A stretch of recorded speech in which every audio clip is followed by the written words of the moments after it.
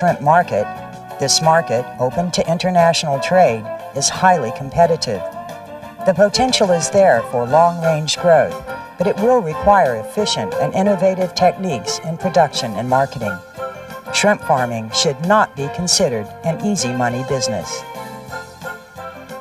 The hatchery phase, which involves maturation, spawning, hatching, and larval development, requires stable, high salinity conditions, whereas for pond grow-out, estuarine conditions are acceptable. Often, hatchery and pond facilities are located at separate sites in order to meet their respective water quality needs.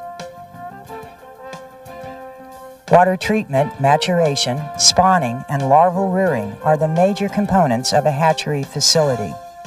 The water treatment system should provide oceanic quality water with the following characteristics: salinity, 28 to 35 parts per thousand; temperature, 28 to 30 degrees centigrade; turbidity, nil; pH, 7.8 to 8.5; total ammonia and nitrite, less than 1/2 part per million; ionic composition, similar to seawater, and heavy metals and pesticides, nil.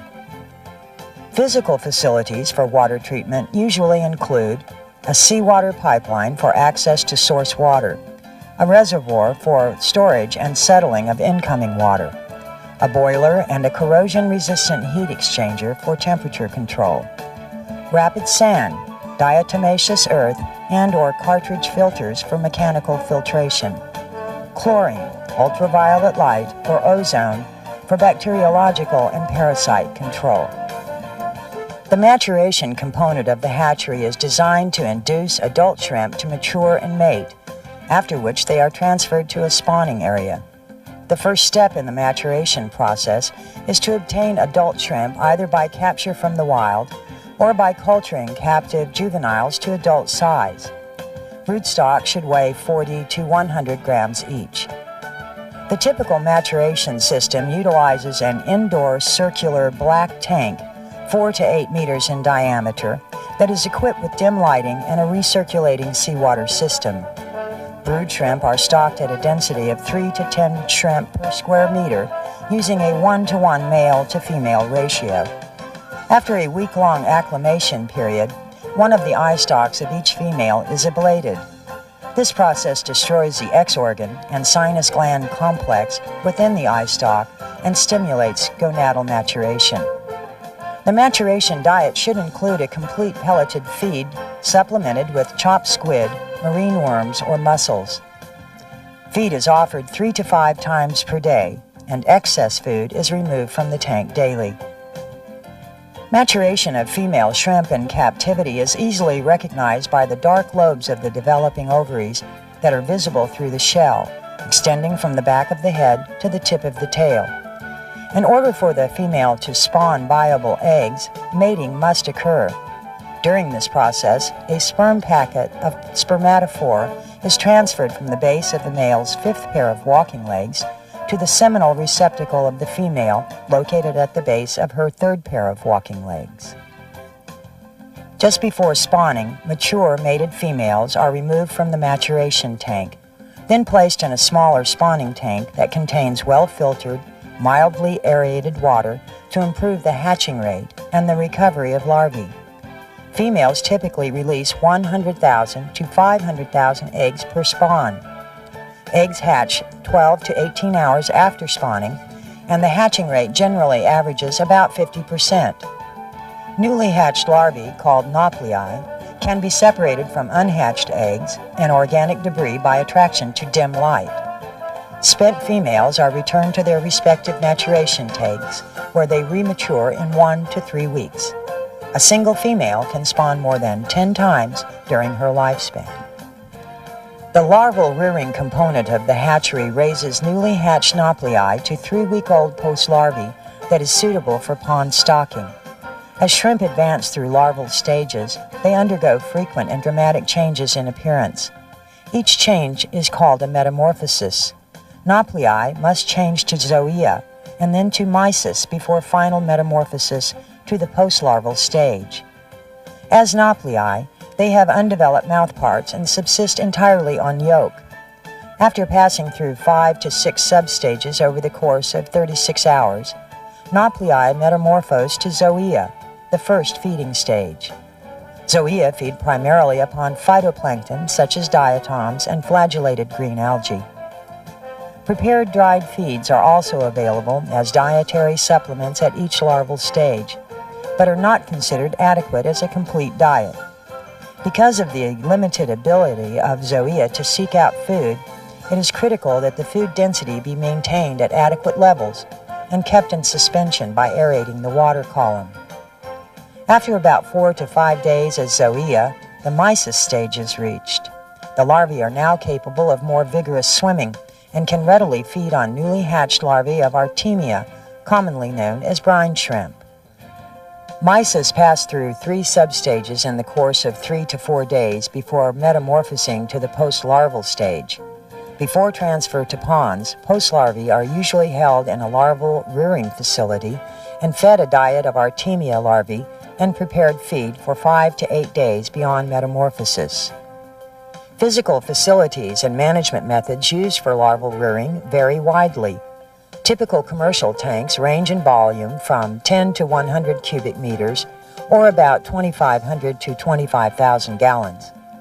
Many hatchery managers prefer sloped or conical bottom larval tanks rather than flat tanks to improve water circulation. Larval rearing techniques are often classified as either intensive or extensive.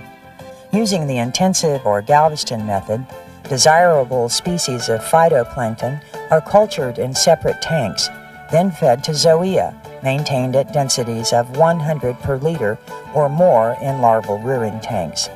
This system requires careful monitoring of larval and food densities in rearing tanks, as well as considerable effort in maintaining algal cultures. The extensive or Japanese method utilizes larval densities of only 30 to 50 per liter and encourages, through fertilization, a phytoplankton bloom directly within the larval rearing tank. Although this system has the advantage of lower investment in labor, it affords less control than the intensive system. Post-larval shrimp can be grown to a marketable size of about 18 to 22 grams in 4 to 6 months at water temperatures greater than 25 degrees centigrade. However, growth is dramatically reduced at temperatures below 25 degrees, and mortality can occur in the range of 10 to 15 degrees. In the southern United States, pond water temperatures are above 25 degrees centigrade for 5 to 8 months only, depending on latitude. In these conditions, it is feasible to produce no more than 1 crop per year. A prerequisite to a successful grow-out operation is selection of an appropriate site, with water quality the primary consideration. The preferred salinity range is 15 to 25 parts per thousand, while an acceptable range is 5 to 40 parts per thousand. It's important to avoid areas subject to abrupt changes in salinity due to rainwater runoff. Do not base salinity evaluations on a single spot check because salinity can vary greatly with rainfall, tide, and season. Try to locate historic records for the area and examine long-term trends. A second major water quality concern is pollution. Agricultural areas receiving heavy applications of pesticides or herbicides should be avoided, as should areas with industrial or sewage pollution. The property selected for ponds should have impermeable soils with a clay content of at least 25%, relatively flat topography, and an elevation of 5 to 20 feet above sea level. Adequate elevation is often the most difficult criterion to fulfill, but it is needed for pond drainage. Other factors to consider are quality of roads, availability of fresh water, electric power, and local infrastructure. The pond itself is simply an earthen basin constructed partly by excavating soils from the bottom and partly by building up the perimeter levees. The water depth should be a minimum of 3 feet in the shallow end and slope to a depth of 5 feet to 6 feet in the deep end. The U.S. Soil Conservation Service offers local assistance in soil analysis and pond design. Although a wide variety of earth-moving equipment can be used to construct ponds, The most precise and efficient is the laser-controlled dirt buggy used routinely for land leveling applications. The water system for the ponds consists of a pump station, a water supply canal or pipeline, inlet and outlet control structures, and a drainage ditch. The size of the drainage culvert used for the outlet control structure of the shrimp pond is designed much larger than that for a typical fish pond. This is necessary to allow complete draining within about 8 hours to facilitate harvest. A concrete harvest box, designed to accept a submersible harvest pump, is generally incorporated into the outlet control structure of the pond. To avoid recycling of wastewater from the ponds, the discharge end of the drainage ditch should be positioned as far as possible from the pump station. The pump station is usually located at the shoreline for lifting water into the supply canal. A variety of pumps is used for this purpose, including axial flow, centrifugal, and submersible. In cases where the depth of water is shallow near the pump station, then dredging or an extended inlet pipeline is required. Provisions must be made in the water supply system for filtration to remove predators such as fish and crabs. Most farms simply install mesh bags or screen panels with 0.4 to 0.5 millimeter mesh to filter water just before it enters the pond. However, in order to minimize damage to native organisms, it may be necessary for new facilities to place screens before the pump or to install self-cleaning screens that return filtered organisms back to the bay. Management systems for commercial grow-out of post-larval shrimp to marketable size represent a continuum from natural ecosystems yielding very low production to highly controlled artificial environments yielding very high production. For ease of discussion, these continuum will be divided into 3 commonly used categories: extensive, semi-extensive, and intensive. Extensive systems are semi-natural systems that utilize little or no artificial feeds. Because shrimp must subsist solely on natural foods within the pond, stocking densities are low, generally less than 20,000 per acre. Consequently, extensive management is considered appropriate only when costs of acquiring land and constructing ponds are low. In the United States, this applies primarily to existing brackish water impoundments that are poorly designed for shrimp culture. Semi-intensive systems utilize moderate stocking densities in the range of 40,000 to 60,000 per acre. Pelleted feeds are offered to supplement natural food organisms, and limited daily water exchange is provided to improve water quality. Production rates generally average about 1,000 pounds per acre. Most of the farms in Latin America and several in the United States are managed semi-intensively. Intensive systems utilize stocking densities in the range of 100,000 to 150,000 per acre. At this density, the shrimp quickly consume the natural food organisms in the pond. As a result, a relatively expensive, nutritionally complete ration must be used. Water quality is maintained through aeration and relatively high rates of water exchange. Production rates of 3,000 to 4,000 pounds per acre are common. Intensive management of shrimp ponds, first practiced in Taiwan, is now practiced worldwide, and it is the most common system in the United States. Here are the procedures for intensive pond management. The pond should be filled with filtered water during April, about 2 weeks before stocking. A combination of inorganic and organic fertilizer is added to the pond to stimulate the phytoplankton and zooplankton populations in the pond. A typical fertilization rate is about 50 pounds of urea, 10 pounds of superphosphate, and 200 pounds of cottonseed meal per acre. However, rates vary depending on the natural fertility of local water and soils. Half this rate should be applied again at weekly intervals to sustain the plankton bloom for at least 2 weeks after stocking. Before purchasing post larvae from an out-of-state hatchery, check regulatory requirements about certification of disease-free post larvae. Some hatcheries may be unable to provide required documents certifying that post larvae are free of non-indigenous viruses, bacteria, and parasites.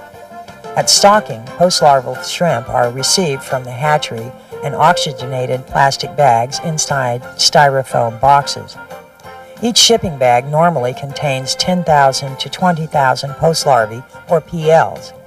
It is critical that the PLs be gradually adjusted or acclimated to the water quality in the pond before stocking. This involves opening the bags, providing aeration, and then gradually adding pond water to the shipping water until differences in temperature are less than 2 degrees centigrade, differences in salinity are less than 2 parts per thousand, and differences in pH are less than 1/2 a unit. Many farms combine the shipping bags destined for a single pond into an acclimation tank beside the pond. This tank is aerated, gradually filled with pond water, then drained into the pond. To conform to the number of PLs being stocked, it's important to perform an adequate estimate of PLs in the shipment. This is accomplished by drawing several well-mixed samples of the total volume, counting the live PLs in each sample, then extrapolating these samples to the entire volume. Although a well-fertilized pond with a rich plankton bloom will satisfy the nutritional needs of newly stocked PLs for several days, most intensive farms begin offering small quantities of feed immediately to train the shrimp to eat an artificial diet. Initially, shrimp should be offered a well-balanced 45 to 50% protein fine crumble.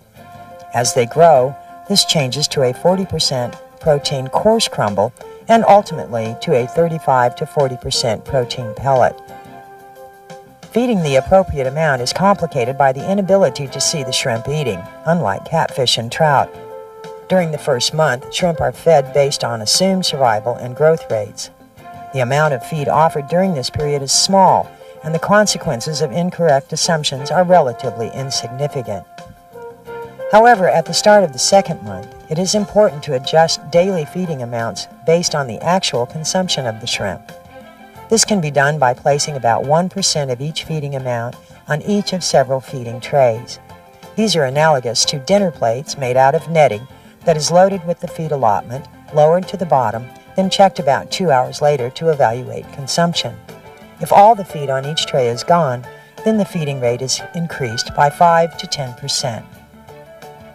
The addition of feed and fertilizer to the pond greatly increases nutrient levels that stimulate dense populations of bacteria, phytoplankton, and zooplankton.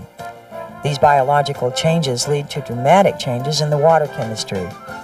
The environment within a high-density shrimp pond, therefore, can degrade quickly from that of a natural estuarine habitat to that of a sewage treatment pond. During early morning hours, especially in the hot summer months, the high organic load in intensive ponds frequently leads to oxygen shortages, that is, levels less than 3 parts per million. Mechanical aeration is required to sustain suitable levels of dissolved oxygen. A variety of aquaculture aerators are available, including paddle wheels, aspirating jets, and air injection systems. Paddle wheels are the most common aerators.